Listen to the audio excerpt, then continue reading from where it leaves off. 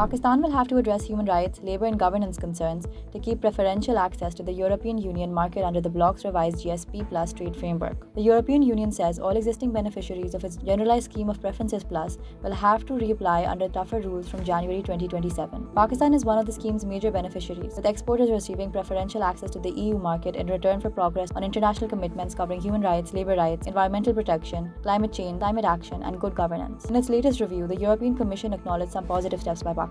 These include legislation for a National Commission for Minorities, a narrower scope for the death penalty, continued pause on executions, rules under the Anti-Torture Act, a domestic violence bill for Islamabad, and Pakistan's first conviction for marital rape. The EU also praised the National Commission for Human Rights becoming an important institution in advancing rights obligations. But the report warned that these legal changes must translate into real improvements on the ground. It flagged serious concerns over enforced disappearances, extrajudicial killings, torture, freedom of expression, media freedom, judicial independence, and accountability for human rights violations. The Commission said enforced disappearances remain a major concern, especially in Balochistan and Khyber Pakhtunkhwa, and criticized the lack of specific legislation criminalizing the practice. It also raised concerns over amendments to cybercrime, anti-terrorism, and blasphemy laws, saying vague provisions could be used against journalists, dissidents, right defenders, minorities, and ordinary citizens. On labour rights, the EU welcomed Pakistan's ratification of a forced labour protocol and the expansion of labour inspections, but it said enforcement remains weak, while forced labour, child labour, and poor working conditions continue to affect many workers. The report also pointed to discrimination against religious minorities, violence against women and children, child marriage, prison overcrowding, out-of-school children, and concerns over Afghan refugees returning under Pakistan's repatriation drive. For Pakistan, the stakes are economic as well as diplomatic. The EU is a major export market, especially for textiles. Losing or weakening GSP Plus access would make Pakistani exports less competitive at a time when the economy is already under pressure. For more on this, read the Dawn story linked in description.